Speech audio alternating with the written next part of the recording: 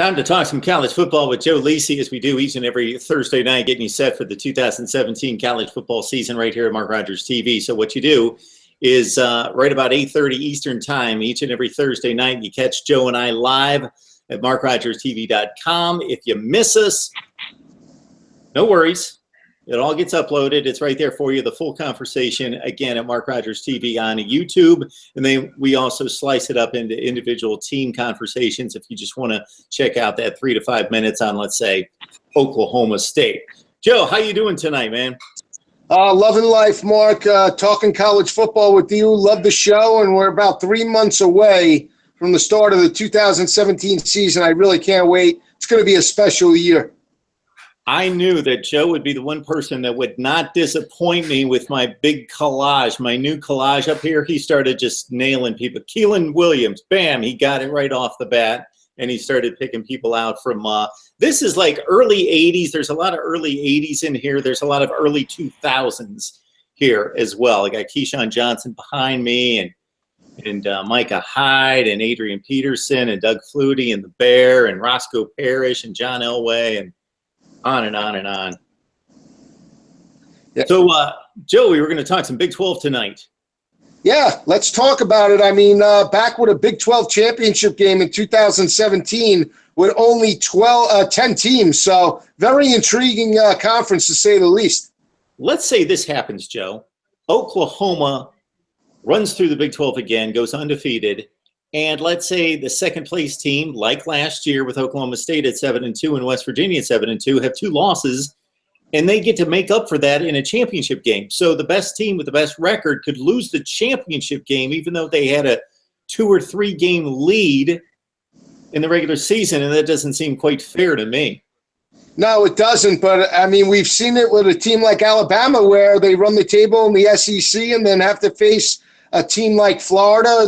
You know, even though they dominated last year, the possibility does happen where a team could go 12-0 in the regular season and still lose their conference championship. But, Joe, see, the difference there is Florida and Alabama didn't play, and they have their own individual divisions. And even though Florida only went 6-2 and Alabama 8-0, and Florida could have won the overall championship, at least they defeated their division and proved to be the best in that division, where Oklahoma State, if this was last year, Oklahoma State would have gotten another shot at Oklahoma. And ironically, the next week, we could see this happen again this year with the way the 2 best teams look to be the Cowboys and the Sooners, and a team with a 2-game deficit could get a chance to win it all in the championship game. It would just be odd to see. I'm glad to have the championship game back, but it's just kind of an oddity that we could see.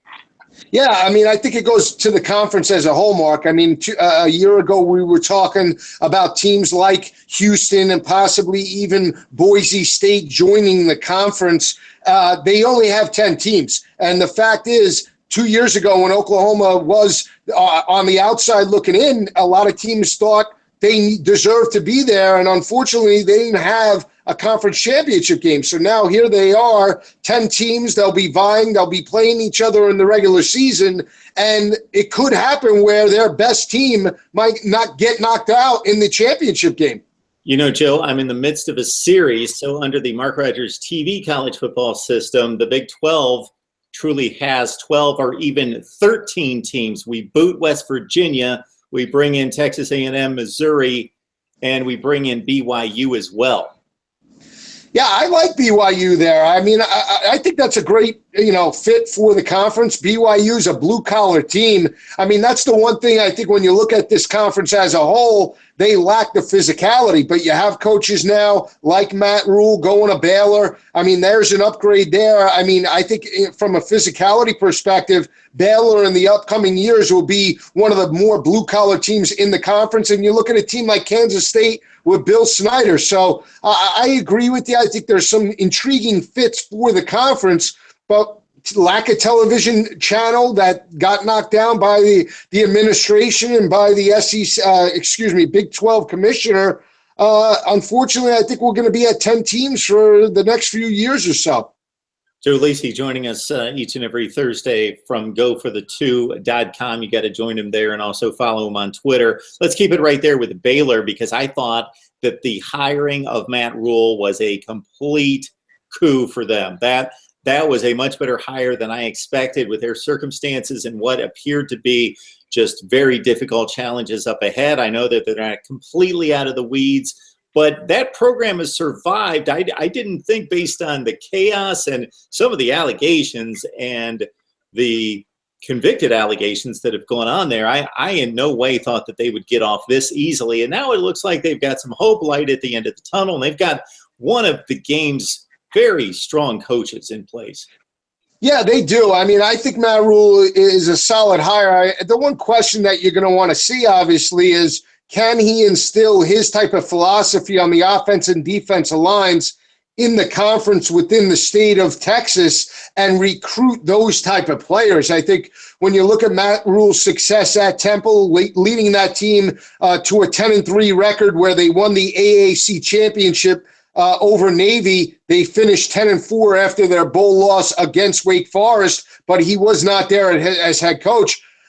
They predicated that team in terms of a physicality and a mentality that he built with really 2- and 3-star recruits. I mean, Temple did not get 4- and 5-star recruits like teams in the Big Ten, like Ohio State, Michigan, or even Penn State for that matter. But that's the type of landscape that he was recruiting, even though he was in the AAC. And you look at his success there. I mean, back-to-back 10-win seasons. And on top of it, he led Temple to their first victory over Penn State in 41 years, since 1941. I mean, you think about that. I mean, that's incredible in terms of his success. Again, I think he's got a foundation there at Baylor. He's got some key players. He's got a quarterback, Zach Smith, that really came on in the system last year, a big freshman quarterback who's now a sophomore. He does get Arizona transfer quarterback, a new Solomon that comes over. So what type of quarterback will he utilize? I think he's got to go with Zach Smith, a passer that could stretch teams vertically, and he's got a solid running back in Terrence Williams. But the success of Baylor, Mark, is going to come down to the physicality on the offense and defensive lines. I think from a schedule perspective, this team is 7-5 because I think they really they have some key games at home. I think that'll benefit them. But down the road, I think this team could possibly be a contender again, but it all comes down to the physicality and his ability to recruit the state of Texas. Yeah, so Zach Smith coming off a 13-touchdown, 7-pick season with 59% passing, with Seth Russell moving on, and, of course, Jarrett Stidham, the starting quarterback at Auburn. They have playmakers on the outside. I think their running back situation is a bit underrated. They have Terrence Williams and company. Their running back, you mentioned a projected 7-5. We saw Baylor rip off 6 consecutive wins against basically nobody, and then they dropped 6 straight to close out. And then we saw a completely different team show up against Boise State in the bowl game that looked mighty impressive. So the Baylor Bears, you like it 7-5.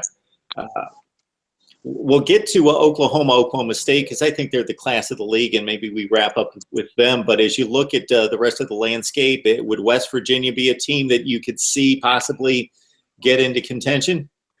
Yeah, I mean, I think it comes down to the quarterback position. They lose Skylar Howard, their quarterback from last year, that in the first half of the season really came on and leading that team to an undefeated record, but struggled in key games against Oklahoma State and against Oklahoma in Morgantown. The Oklahoma State loss did come in Stillwater, but they lose Russell Shell. That's a big loss to that offense, even though they get Jamal Crawford coming back. I mean, that averaged 7 yards a carry in 2016. The loss of Shell, more of a blue-collar running back that really was the physical runner between the tackles that was able to wear down opposing defenses. We got to see which player steps up in 2017, but they get the benefit of Florida quarterback Will Grier that comes over. He's in the quarterback battle. I mean, if he wins that job, you're talking about an experienced athletic quarterback that has won in the SEC and has big game experience. So that's the one thing that I think when you look at,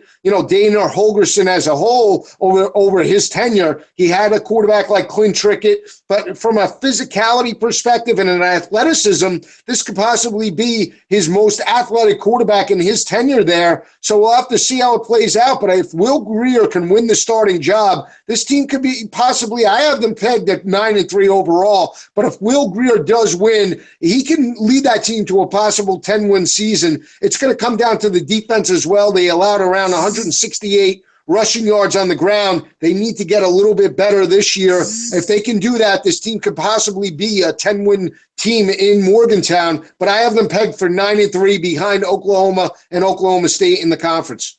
Yeah, they were a 10-team team in the regular season last year and completely outclassed against Miami in the Russell Athletic Bowl. Miami just looked like a much better team in that game from both sides of the football. Justin Arndt, one of the top linebackers for West Virginia, leading tackler with 84 stops, 7.5 tackles for loss. He's gone, as is Rasul Douglas, who led the Big 12 in interceptions with 8. So they miss 2 of their big playmakers off a defense that really wasn't that good. But those are the guys that made most of the plays last year, so they need to fill some shoes there in Morgantown. Dana Holgerson, of course, wants to continue the winning ways there with the Mountaineers. Texas, I'm shocked at Vegas's confidence that Texas can possibly contend for a national title. I don't know if you've checked out the odds, but when I was in Vegas last month, they were something like, they were in that 25-1 range. They were in that Michigan, Wisconsin range for competing for a national championship coming off a 5-7 campaign. Yeah, I mean, Texas, I think when you look at the odds to win the Big 12 or even an outside playoff appearance, all hinges on their head coach, Tom Herman, that brought great success to the Houston Cougars overall, 22-4 as a head coach at Houston, knocked off Florida State in the Peach Bowl, 13-1 season. But here's the thing about Texas that I don't like for them in the upcoming season. 2015, they were outscored in their 7 games by a total margin of 273 to 146, or 18 points per game. Last year, they lost 7 games by a total of 62 points, 8.8 points per game. That was with their head coach, Charlie Strong. Obviously, he wanted to run the football. They wanted a more wide-open attack. I don't care what you tell me. The boosters and the fan base wanted to spread it out in Austin last year because of the way the teams play in the Big 12. That was not Charlie Strong's strong suit. He wanted a methodical offense that he could run the football, work off of play action, and utilize his defense. But the players on the defensive side of the ball were starting to buy into his scheme. They still allowed 31 points per game, and they allowed 189 rushing yards on the ground last year. Even though Tom Herman comes over, it's a new defensive philosophy, and I've said it again, with new coordinators, new coaches, even though you might have the same type of personnel and the same type of scheme, you're seeing the game through a different set of eyes. It takes those coordinators a rhythm. They're like pitchers and quarterbacks. They have to get acclimated to the talent. They have to understand how that talent responds in game situations. And more importantly, they have to build a game plan around that personnel. That's not easy. And that takes a while. That could take a whole season. Just because he had great success at Ohio State with top 5 recruits and he went to Houston and had great success, he also had an athletic quarterback in Greg Ward Jr. Shane Buechele is a prototypical drop-back passer, so that's the difference. He's not as athletic as Greg Ward was. That's the versatility that Houston had to work with. Not the same, even though they have Chris Warren, their running back for Texas. I think this team, from a schedule perspective, and the new head coach, 5-7 overall, I'm not buying into the hype. Deonta Foreman, 2,000 yards off to the NFL, 15 touchdowns. We didn't expect that kind of production out of him, so he capitalized on the huge season. Chris Warren III. Now, do you know, Joe, is that the Chris Warren of the NFL star? Do we know if that's a relation there? I didn't double check that though, but Chris Warren was if it is, his father was if he was the son of Chris Warren from the Seahawks, a very blue collar runner that was a very underrated running back for the Seahawks back in the day. But I have to double check that. I'm not sure. I don't want to say he is and he isn't. But we'll see. Just like Isaiah Thomas, I thought he was related to the great Isaiah Thomas from Boston. My friend had to tell me no. But then again, basketball is not my strong suit. It is college football. Not sure about that, though. I'll have to double check. Yeah, we'll check that one out. So it's Chris Warren III, who had 366 yards for the Longhorns last year and 3 touchdowns, about 6 yards per carry. He and also Chris Porter at about 4.5 yards per carry, 200 yards. They're the leading rushers returning. Of course, it was all Foreman last season. I'd like to wrap up with, and we'll remind everybody that we're here every Thursday night talking college football. So it's just the beginning of June. We're just kind of giving you the broad view landscape look at college football as we go conference to conference. We're really going to grind it down as we get into August and prepare you for 2017 here every Thursday night with Joe Lacey from Go for the Two. Oklahoma State, extremely impressed with them in the bowl win over Colorado. The Buffs with one of the great secondaries in college football, and James Washington tore them to shreds. Mason Rudolph primed for a huge year coming back. Yeah, this is my team to win the Big 12. I have them pegged at 11-1 overall. You mentioned James Washington, their running back Justice Hill. How about their other wide receiver, Jalen McCleskey, who's the son of former Tennessee great J.J. McCleskey, who also played for the Arizona Cardinals. I mean, to me, Jalen McCleskey reminds me of a young Torrey Helt and his ability to come out of routes seamlessly. He's a great route runner, not afraid to go over the middle on dig routes. Love his game, but he brings an added dimension to that team, and I think that's where you'll see the difference for that, offense. I love Justice Hill, and I love Mason Rudolph. I think he's going to be a great pro, and this is my team to win the division at 11-1 overall. Yeah, Mason Rudolph coming off of an exceptional season, 28 touchdowns, just 4 picks, 4,000 yards passing, as he really improved on the TD to pick ratio from the season prior. And just very comfortable in the pocket against Colorado, and they just tore the Buffs to shreds. They were just on 2 different levels that particular night in San Antonio. And Joe, we'll finish off with the Oklahoma Sooners. Hopefully Joe's still with us. I wanted to talk some Oklahoma football. All right, Oklahoma, the favorite despite your selection at this point. Most odds makers love the Sooners, probably the prohibitive favorite in this conference, even more so than any other team in the Power 5 with Baker Mayfield coming back. Yeah, I mean, how could you argue about Baker Mayfield coming back, even with the off-the-field arrest in Arkansas in February? I mean, great offense, I'm sure, that they're going to put together. But I think when you look at the losses offensively with Samaje Perine and Joe Mixon, that accounted for 73% of the rushing yards and 75% of the touchdown rushing production in 2016. Those are huge losses, coupled with the fact of D.D. Westbrook, who led that team in yards and receptions and touchdowns. That's going to be a big loss for the offense. I mean, from a speed perspective, I think this team is going to be in trouble in terms of stretching teams vertically, and I have concerns about their secondary that allowed 269 passing yards to opposing offenses. At one point last year, they were ranked 127th out of 128 teams in FBS. I think overall Oklahoma is 9-3, right behind Oklahoma State, but I think both teams will be squaring off in the Big 12 championship game. Jordan Evans gone from the Oklahoma defense. He was the best player on the field for them most of the time in 2016 with 4 picks, 9.5 tackles for loss, and almost 100 tackles. So no Jordan Evans as Oklahoma retools at the skill position players on offense, as Joe outlined, and also with a number of players missing from the defensive unit. But Oklahoma coming off a 9-0 campaign in the Big 12, and it appears to be a 2-team race. If there's anybody lurking in the shadows, who would it be for you? Would it be Texas? Would it be West Virginia? Who would you like if somebody was going to jump up?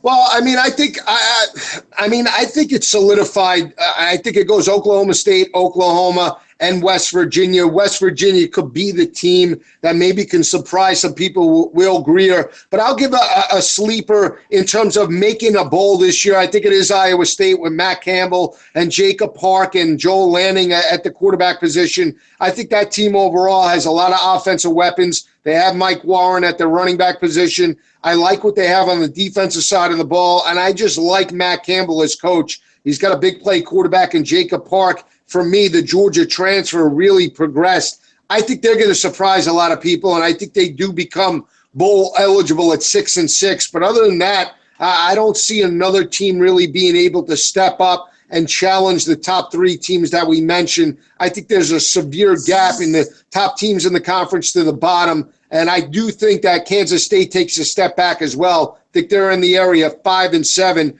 They won those 9 games last year against opponents with a combined overall record of 39-61. So that's a team that I think takes a step back under Bill Snyder, although he's done a fantastic job. Big 12 fans, we're not overlooking Kansas State or TCU or anybody else in the conference. Again, it's a long summer. Joe and I, each and every Thursday night, join you for our college football report as we dance around the nation and size it up for 2017. As we get closer, we're going to grind it down with more personnel breakdowns and even more intricate analysis, just giving you kind of a broad view at this point, and we are checking out the Big 12 tonight. Joe Lisi, goforthe2.com. You got to join him there. Also follow him on Twitter at goforthe2 and check out his college football preview for 2017. That is packed with insight and information. Just go to Amazon and look up Joe Lisi, goforthe2, and you will find his college football preview edition right there. Joe, it's always a great discussion. We will see you again next week, sir. Can't wait, Mark. Love the show. Love talking college football with you.